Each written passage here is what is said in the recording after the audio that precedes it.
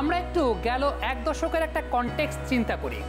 এর মাঝে mobile banking বা মোবাইল ফাইন্যান্সিয়াল সার্ভিস কিন্তু অনেক হারে বৃদ্ধি পেয়েছে। এমন অনেক মানুষ আছেন যাদের হয়তো বা কোনো ব্যাংক অ্যাকাউন্ট নেই, কিন্তু মোবাইলের মাধ্যমে বিভিন্ন ব্যাংকিং সেবা পেয়ে যাচ্ছেন।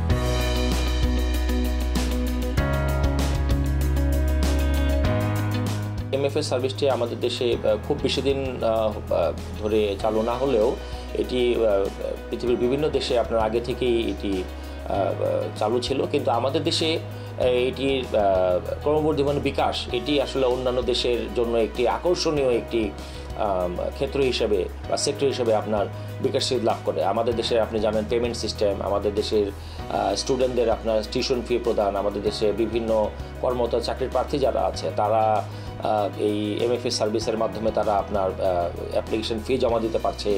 ইভেন তারা আমাদের দেশে আপনার ইউটিলিটি বিল, আমরা যেটা বলি বিদ্যুৎ বিল, গ্যাস বিল বা আদার যে ধরনের বিল আছে, ইভেন সর্বশেষ যেটি যুক্ত হয়েছে সেটিকে বলা হচ্ছে আমাদের যে ক্রেডিট কার্ডের যে ভিসা কার্ড বা মাস্টার কার্ডের পেমেন্ট সিস্টেমটিও এমএফএসের মাধ্যমে দেওয়া যাচ্ছে।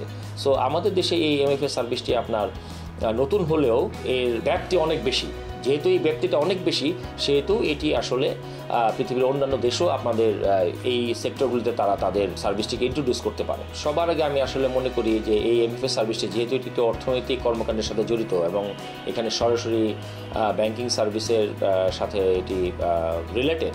সো আমরা জানি ইন ব্যাংক যদি আমরা বলার চেষ্টা করি, সেখানে টাকা ট্রান্সফার করা অথবা টাকা উইথড্র করার ক্ষেত্রে আপনার একটি ভেরিফাই করার একটি সুযোগ থাকে, যেমন সিগনেচার ভেরিফাই করা অথবা কে বা কারা হচ্ছে গিয়ে আপনার টাকা জমা দিচ্ছে বা জমা নিচ্ছে, টাকা উইথড্রর ক্ষেত্রে বা চেক ক্লিয়ারিংয়ের ক্ষেত্রে আপনার কনজিউমারদেরকে কল করা হচ্ছে। বাট এমএফএসের ক্ষেত্রে কিন্তু এই ধরনের ভেরিফিকেশনটি করার মিনিমাম সুযোগ রয়েছে, ম্যাক্সিমাম সুযোগ নেই। এখানে শুধুমাত্র এনআইডি দিয়ে একটি এমএফএস ওপেন করা যায়। এখন এই এনআইডি যদি আপনার কোনো কারণে কোনো কনজিউমার বা একটা গ্রুপ অফ পিপল যদি আপনার হাইক করে ফেলে অথবা যদি আপনার তারা এটাকে কপি করে যদি তারা নতুন একটি এমএফএস অ্যাকাউন্ট ওপেন করে, দেন আসলে এই এমএফএস সার্ভিসটি একটি হুমকির সম্মুখীন পড়বে।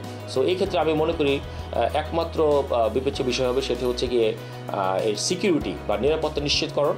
দ্বিতীয় যে বিষয়টি হবে সেটি হচ্ছে গিয়ে আমাদের যেহেতু এই এমএফএসটি আপনার ইন্টারনেট ব্যাংকিংয়ের সাথে জড়িত, তার মানে আপনাকে তথ্য প্রযুক্তির যেই সুবিধাগুলি যেমন ইন্টারনেট ফ্যাসিলিটি বা ব্রডব্যান্ড ইন্টারনেটের যে ফ্যাসিলিটি, এটিকে নিশ্চিতকরণ, পাশাপাশি আমাদের কনজিউমারদের মধ্যে একটা অ্যাওয়ারনেস তৈরি করা এবং ইউজেস রেট বা ইউজেবিলিটির পরিমাণ যদি বৃদ্ধি করা যায় এবং তাদেরকে যদি একটি হ্যাবিচুয়েটেড করার জন্য বিভিন্ন ধরনের ট্রেনিং প্রোগ্রাম বা ওয়ার্কশপ করা যায়, তাহলেই আমাদের মনে হয় এখনও যারা আনব্যাংক অথবা ব্যাংকিং সার্ভিসের বাইরেও যারা আছে তাদেরকেও এই আপনি এমএফএস সার্ভিসের আওতায় বা ব্যাংকিং সার্ভিসের আওতায় আনা যাবে।